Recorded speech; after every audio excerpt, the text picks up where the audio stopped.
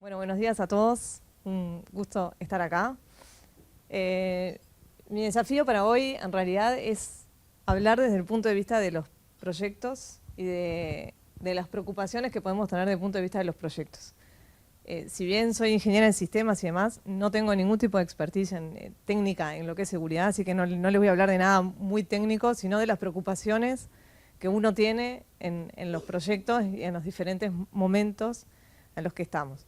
Hace 20 años que trabajo en consulting y hace 20 años que trabajo en el sector salud, así que he visto un poco también cómo nos hemos ido preocupando por diferentes temas y cómo hemos evolucionado un poco en las preocupaciones, sobre todo en el tema de seguridad. Así que esta es una charla más bien de experiencias y de conceptos y no tan técnica, porque para eso están los demás después que saben mucho más que yo.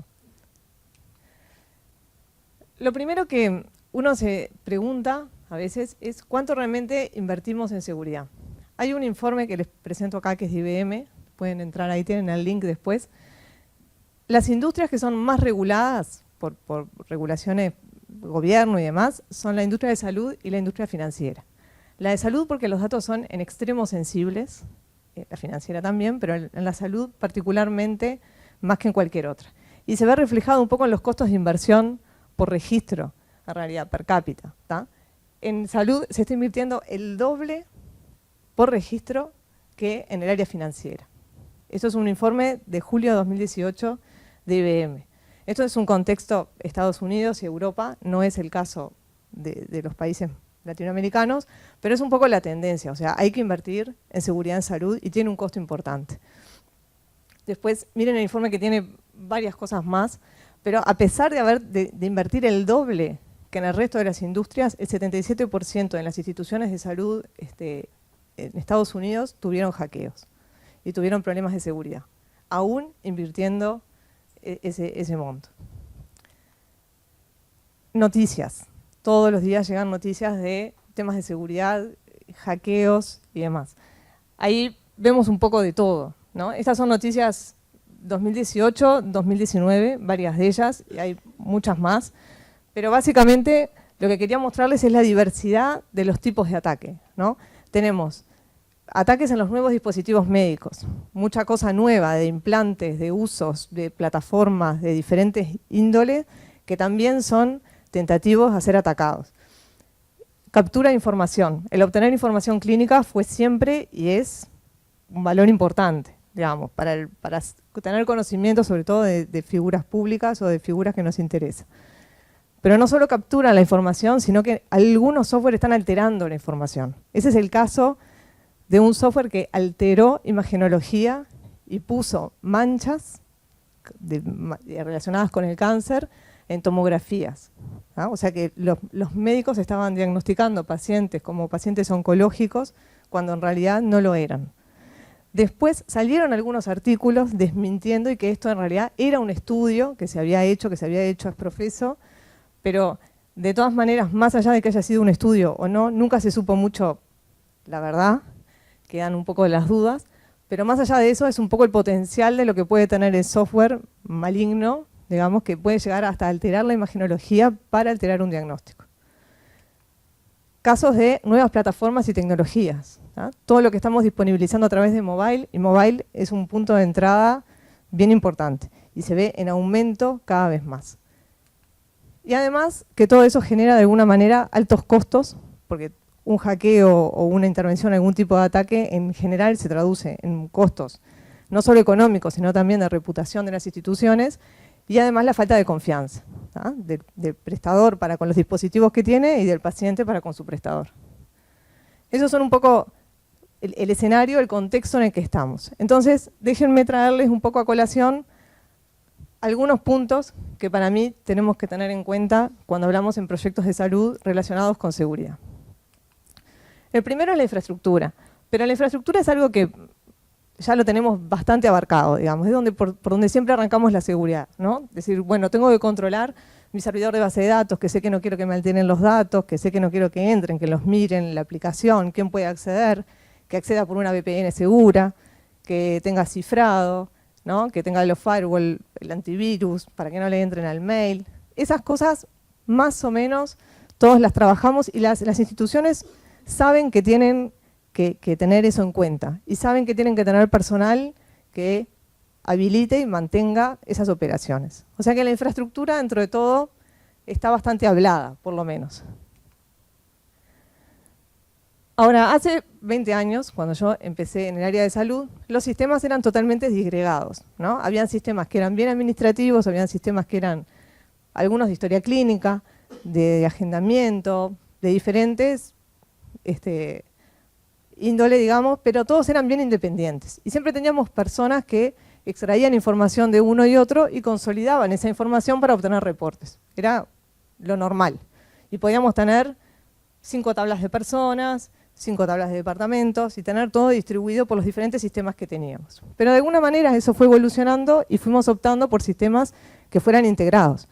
No podíamos tener un único paquete, pero sí un requerimiento para el sistema era que se integrara con el resto de mis sistemas para yo no tener la información tan distribuida y que el propio software de alguna manera me consolidara y me evitara trabajo humano. Entonces ahí entran algunos factores nuevos a tener en cuenta, ¿tá? Nosotros en los mecanismos de seguridad tenemos que empezar a evaluar quién puede ver qué, no todos pueden ver la misma información, y además quién puede accionar, de qué manera y sobre qué dato. Y eso de alguna manera lo trabajamos desde el lado del diseño de la solución con el módulo de seguridad. Pero fue de alguna manera una evolución que tuvimos que empezar a contemplar en los sistemas, ¿tá? Viene desde hace años, no es de ahora, pero son puntos de entrada que tenemos que empezar a tener en cuenta. Esas integraciones, de alguna manera, generan nuevas arquitecturas. Tuvimos que empezar a definir cómo nos íbamos a integrar. Si por servicios, si por las tablas, si por mensajería, por diferentes niveles de integración, diferentes niveles de arquitectura y por lo tanto nuevas vulnerabilidades para la hora de los ataques. Y además nuestras aplicaciones son consumidas de diferentes plataformas, ¿no? No solo el offline, no solo el mobile o la web, digamos, el browser normal, sino que además nuestras mismas aplicaciones pueden ser embebidas dentro de otras aplicaciones, en otros contextos, en otras plataformas. Entonces todo eso de alguna manera hace que el escenario de vulnerabilidades se expanda, sea mucho mayor, tengamos más riesgos y tengamos de alguna manera que empezar a mitigarlos. Ahora, varias de estas cosas las empezamos a trabajar desde el desarrollo, desde mismo del diseño de la solución. ¿Ah? Los desarrolladores, al principio nuestro equipo de desarrollo tenía que hacer un desarrollo correcto, un desarrollo que ande bien, que cumpla con el requerimiento funcional y con eso alcanzaba. De alguna manera, hace 20 años no existía la disciplina del test y después empezó a llegar. Sabíamos que además teníamos que testear nuestros sistemas y que no lo podían hacer los mismos que desarrollaban. Pero al principio eso costó en la industria, empezar a entender que teníamos que tener un área de testing y que eran personas independientes al equipo de desarrollo. Lo mismo empezó a pasar con la experiencia de usuario y en salud mucho más, y ustedes lo saben. Tenemos que hacer que las historias clínicas sean en extremo amigables, en extremo usables. ¿Y quién aparece ahí? Un área de experiencia de usuario. Y además las aplicaciones, por exigencia del usuario final, tienen que ser cada vez más rápidas, tienen que ser inmediatas, me tiene que responder rápido. Y ahí ¿quién interviene? Un área de performance. Y las aplicaciones también tienen que ser seguras, y ahí ¿quién interviene? El área de seguridad. El desarrollador no sabe hacer el desarrollo seguro, el gerente de proyecto no sabe qué tener en cuenta técnicamente para hacer que las aplicaciones sean seguras. Entonces, ¿cómo hacemos ahí? Nos apoyamos en un área de expertos en el tema, gente que se especializa en seguridad, como lo hicimos con la experiencia de usuario, como lo hacemos con performance y como lo hacemos con test, de la misma manera. Ahora, ¿qué pasa? Es que el equipo de desarrollo empieza a aprender buenas prácticas para hacer que el desarrollo sea mucho más eficiente y ya sabe algunas mejores temas, prácticas que tiene que implementar de entrada en el código, ¿tá? Nosotros al principio, en los primeros test de seguridad que teníamos, siempre nos rebotaba el login, siempre. Porque en el login validábamos muchas cosas y por experiencia de usuario que decíamos vamos a darle el mensaje bien claro al usuario. Si es la contraseña, si es el usuario, si es que no tiene permisos, ya le tirábamos el mensaje detallado. Y la gente de seguridad que nos dice, no, porque si vos ya le decís que la contraseña es lo que está mal, ya saben que el usuario está bien, y ahí nos empiezan a explicar, a los que no somos tan técnicos en ese perfil, y ¿qué hacemos? En los próximos desarrollos ya tenemos los login bien, y no nos saltan nunca más en el test de seguridad. O sabemos que si nos piden un cambio en el login, tenemos que validarlo con la gente de seguridad. Entonces, de alguna manera, al principio ese costo es elevado, pero tarde o temprano vamos adquiriendo mejores prácticas y hacemos que el desarrollo sea cada vez más seguro de entrada, en su implementación y en el diseño de la solución. Lo conceptualizamos desde el principio. ¿Tá? Además, todas esas aplicaciones de ser usables, de ser performantes y de ser seguras tienen que funcionar en todas las múltiples plataformas que tenemos. Entonces, la seguridad también varía. No es lo mismo tener una aplicación en un dispositivo móvil que tener una aplicación en una red controlada, donde yo sé que estoy solo en mi red, quién me va a entrar, quién no, ¿no? Con todos los permisos. Entonces, un poco ver eso, ¿no? Ver cómo nos cambió el desarrollo y cómo podemos empezar a mitigar ciertas vulnerabilidades desde la implementación del desarrollo. Pero para eso tenemos que concientizar mucho más al equipo implementador. Otro tema que ustedes conocen bien, que nos aparece en los últimos años, el tema de interoperabilidad.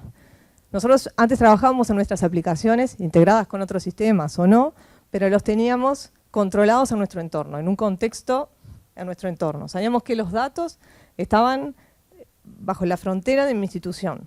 Hoy, ese dato sé que lo tengo que compartir, y lo empiezo a compartir. Y todo es para darle continuidad asistencial al paciente, y con un montón de pros. Pero yo sé que una vez que esa información sale de esa institución, yo pierdo el control. No sé qué más pasa con ese dato. Entonces, ahí empiezan algunos mecanismos que también tenemos que tener en cuenta a la hora de la seguridad. Y no solo yo voy a confiar, capaz, en el otro prestador al que yo le distribuí esa información, pero no solo estoy interoperando con otro prestador, sino que además le estoy dando información al paciente final a través de un dispositivo móvil, por ejemplo, ¿no? Accedo por la aplicación mobile, veo mis resultados de los análisis, veo mi última consulta, veo mis agendas, veo un montón de facilidades que son tema de la experiencia de usuario y que están buenísimos, pero de alguna manera generan mucho más riesgo, ¿no?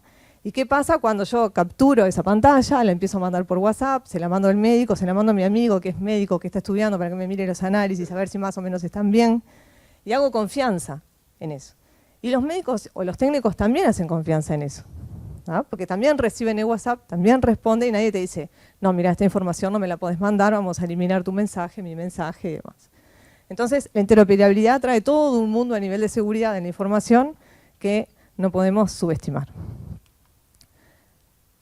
Nuestro número 1 en tema de seguridad, o por lo menos lo que nos preocupa a nivel de los proyectos, el comportamiento humano. Algo que está totalmente fuera de control. Porque todo lo otro de alguna manera es tecnología y tarde o temprano vamos a poder llegar a solucionarlo, a verlo, a auditarlo. Ahora, la imaginación y la creatividad que tiene la persona para trabajar es un imponderable, ¿tá? Y no vamos a poder cubrir jamás todos los casos. Todos los usuarios intercambian contraseñas y dan las contraseñas, y por más que sepan legalmente a lo que están expuestos, que si dan la contraseña, vos vas preso y se lo decís así, se lo decís hace 20 años que se lo decís, e igual dan la contraseña. No dan la contraseña de Instagram, pero sí dan la contraseña de la historia clínica. Eso es igual, y va a seguir siendo igual. Y no lo vamos a poder cambiar, además, ¿tá? Todos los usuarios dejan las sesiones abiertas, siempre hay alguno que deja la sesión abierta y le decís, mira que vas preso, si otro te carga, y dejan la sesión abierta. Y le controlás, porque le pones que la sesión le cierre cada media hora, pero después se te queja, porque fíjate que se le cierra cada media hora y lo dejó abierto, entonces se la pone 45 minutos. Y son imponderables, van a seguir pasando, no vamos a tener el control. Y además, aunque tengamos el control de eso, va a haber algo nuevo, siempre va a haber algo nuevo. ¿Qué hacemos con esto? Pautas. Pautas claras, que en realidad los contratos que nosotros tenemos hoy o las pautas que tenemos están asociadas a una práctica que viene dada desde hace años, digamos. Pero esas pautas se tienen que ir ayornando, porque la tecnología avanza, la tecnología incrementa, aparecen nuevas cosas y esas cosas tienen que estar contempladas en las pautas, ¿tá? Pero no solo en las pautas, porque de alguna manera las reglas hay que ponerlas antes de empezar a jugar, ¿no? O sea, yo tengo que jugar con las reglas claras. Y después tengo que hacer cumplir las reglas. ¿Qué pasa si ese médico divulgó información porque le sacó una foto y la mandó por WhatsApp? Lo tengo que saber antes. Y saber que si eso pasó, de alguna manera tengo que hacer cumplir esa regla, ¿no? Porque también lo que pasa es que muchas veces sabemos que pasa, pero no hacemos nada. Hasta el día que cuando pasa y es grave, y ahí empezamos a ver qué tenemos que hacer y qué penalización tenemos que poner, ¿no? Ahora, lo que sí podemos hacer, además de dar esas pautas y llamar al cumplimiento, es auditar. Y auditar mucho más de lo que estamos acostumbrados a auditar. Porque como antes veníamos de ese contexto bien controlado, sabíamos quién entraba, teníamos el login, sabíamos cuándo se había logueado, cuándo había abierto la sesión, se había cerrado la sesión, con eso más o menos nos alcanzaba. Hoy tenemos que auditar no solo el acceso a la información, sino asegurarnos qué fue lo que vio, en qué momento lo vio, por qué lo vio, en qué contexto lo vio. Si lo divulgó por WhatsApp, lo subió a Facebook y demás, no lo voy a poder parar y no lo voy a poder controlar. Pero sí voy a saber que él fue el último que vio esa información. ¿Ah? Y de alguna manera, la única chance que tengo es registrar esos datos para después hacer cumplir alguna regla que haya puesto yo en mi institución para operar. ¿Ah? Las personas, acá estamos hablando de las personas que son internas a mi institución. Ahora, ¿qué pasa cuando la persona es externa? Y es mi paciente. ¿Ah? Acá hablamos mucho de la identificación del paciente, un tema altamente tratado en el tema de salud. ¿Ah? Ahora, siempre hablamos de la identificación del paciente pensando cuando está en la institución, cuando está un episodio de internación, un episodio de emergencia. ¿Qué hacemos? Ponemos la pulsera, pasamos por el código de barra, pasamos por el QR, le ponemos la habitación, no le ponemos la habitación, la cédula, no, el número interno. Esas discusiones y debates ya los hemos tenido. Siempre pensando en qué? En el concepto de seguridad del paciente, ¿no? Un concepto que se está trabajando muchísimo, orientado a darle las garantías de la atención al paciente. Darle la medicación correcta al paciente correcto, hacerle el análisis a la persona correcta en tiempo correcto. Y está muy ligado a eso. Ahora, ¿qué pasa en el ámbito de la policlínica y del ambulatorio? ¿Cómo estamos identificando al paciente? Me puedo asegurar que la gran mayoría no está identificando. ¿Tá? Primero porque hay muchos que identifican al paciente solo con el ser el portador de un ticket o una orden y con eso entra al consultorio. Ahora, soy el portador de un papel. No sé si esa persona es quien dice ser. Tengo una terminal de autogestión. Conozco la cédula. Yo conozco la cédula de mi madre, de mi hermana, de mi prima. Entro. Nadie valida que yo sea quien digo ser. Entonces, ha pasado y pasa y sigue pasando en el ámbito local también personas que hacen esa especie de robo de identidad y que entran a la consulta, muchas veces, en algunos casos, por un tema de quiero acceder a la consulta, no soy socio y entro, y bueno, pero ahí tengo un beneficio propio. El problema es cuando entro a la consulta para saber el dato de mi hermano, que tiene una enfermedad y me entero, y mi hermano no lo había querido contar. Entonces es un problema. Para la persona primero y antes que nada, pero además donde se llegue a divulgar es un desprestigio para la institución. Entonces, son casos que no aparentan ser tan comunes, creo que sabemos muchos menos de los que hay, no aparentan ser tan comunes, pero tienen un riesgo enorme. Y a veces el costo de solucionar ese riesgo no es tan grande tampoco. ¿Ah? Hay sí herramientas que son muy caras de implementar, que es la huella o la biometría, ¿no? Que son más complicadas, pero nosotros hoy contamos con una cédula electrónica, por ejemplo. Varios, y en algún momento seremos todos. En el sistema de autogestión, y yo podría poner por lo menos un identificador de la cédula, y ahí sería al portador de la cédula. No me garantiza que yo no vaya con la cédula de mi hermana que me la prestó, pero es un control más. Lo podría tener incluso hasta el médico. Podría corroborar la huella de la cédula si tuviese algún lector. Pero el problema de estas cosas es que nosotros no pensamos que eso nos va a pasar hasta el día que nos pasa. Y el día que nos pasa, y si se llega a ser público, es mucho peor.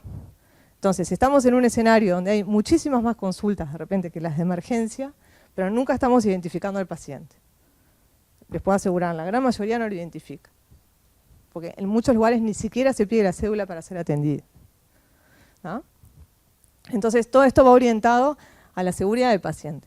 Como yo les decía hoy, creo que hay más casos de los que efectivamente sabemos y es parte de ese concepto de seguridad del paciente el registro de incidentes, que tampoco es algo habitual para nosotros. Nuestras instituciones de salud no están habituadas a tener un software de registro de incidentes en donde yo registre todo. Desde que la persona se cayó de una cama, desde que se rompió el ecógrafo cuando le estaba haciendo la ecografía o lo que fuera, o que me equivoqué, le escribí en una historia clínica, o que atendía a la persona aunque no era. Ese tipo de incidentes nosotros no tenemos la costumbre de registrar incluso también por un tema de cultura, porque acá si registramos eso hay un castigo, en vez de verlo como una oportunidad de mejora o una toma de decisión para cambiar el proceso. Entonces es parte del cambio también que hay que hacer, que también nos va a dar más cabeza de seguridad en la práctica. Y el último punto que quería contarles era el tema de el Internet de las cosas, ¿no? Todo lo que es IoT, que está súper de moda, tiene toda la onda, y meto todos los dispositivos y todos los controles, ¿no? Dispositivos de monitoreo, implantes y demás. Ahora, esos dispositivos de monitoreo lo que hacen es enviar información por una plataforma que seguramente no tenemos bajo nuestro control. Lo implementamos porque está buenísimo y porque es súper innovador. Pero en lo que menos pensamos es en el tráfico de esa información, quién está teniendo acceso a esa información y si realmente me la pueden robar o no. Pasaron ya varios casos que esos dispositivos, como tienen la conexión vía móvil, de alguna manera, se ha accedido no solo a la información, sino a alterar la configuración del implante, ¿tá? Generando en algunos casos consecuencias fatales. Entonces, no podemos minimizar, porque capaz que no son, obviamente no son la mayoría de los casos. El problema es que teniendo un caso de esos, tenemos un problemón, ¿tá? Entonces ahí hay un tema de hasta dónde somos conscientes de lo que impacta la seguridad en esas tecnologías. Entonces, hagamos un breve repaso de los puntos que mencionamos. La infraestructura, que está bastante controlada, o por lo menos lo que uno ve cuando llega al proyecto, capaz que los técnicos te dicen, no, estamos lejos. Los sistemas que son integrados, que tenemos nuevos mecanismos de integración y que no les ponemos la seguridad adecuada. El desarrollo seguro, tenemos que estar mucho más orientados a que los desarrolladores estén capacitados en seguridad y sepan cómo implementar pequeñas, grandes cosas en el código. La interoperabilidad, que es algo que no podemos desestimar, porque perdemos el control. El comportamiento humano, que es algo que no está bajo nuestro control tampoco. ¿Tá? Y la identificación del paciente, también en el ámbito ambulatorio. Y la pregunta es, siempre nos dicen, ¿cuánto tenemos que gastar en seguridad? Y yo digo, ¿gastamos o invertimos en seguridad? ¿No? Porque es un tema del costo. En general, es un costo para el proyecto. Y se agrega el costo, como se nos agregaba en su momento testing, como se nos agregó experiencia de usuario, como se nos agregó la performance y se nos agrega la seguridad. Ahora, lo que yo les decía hoy, al principio tiene un alto costo, sin duda, porque hay un aprendizaje que hay que hacer. Pero una vez que el equipo aprende, el costo tiende a ser mucho más eficiente, porque además empiezo a trabajar en temas de seguridad mucho más granulares, digamos, mucho más bajo nivel. Al principio ataco temas mucho más grandes, que ni siquiera controlaba el login, por ejemplo. Hoy, como eso ya está, me puedo dedicar el esfuerzo de las horas de seguridad a trabajar en aspectos de seguridad de mucho más bajo nivel o de casos más de borde, que son los que más duelen muchas veces. Nosotros hoy en Consulting estamos más o menos trabajando en un 10%, les traigo un poco el orden, el 10% de las horas comparativas con desarrollo se incrementan de seguridad, ¿ah? Con el equipo del área de seguridad. Nada, yo como conclusión nomás, que es un poco lo que me gusta de ver muchas caras conocidas acá, es que los problemas que uno tenga van a ser los problemas que podamos tener todo el resto. ¿Tá? Y que de alguna manera estamos trabajando en comunidad, un poco lo que decía Mauricio hoy, empezamos a trabajar todos en equipo, cada uno con sus roles, pero en definitiva es un problema que nos ataca a todos. Entonces, cuanto más información podamos compartir entre todos, cuanto mejores estrategias podamos generar entre todos, más conscientes sobre la seguridad vamos a ser. Gracias.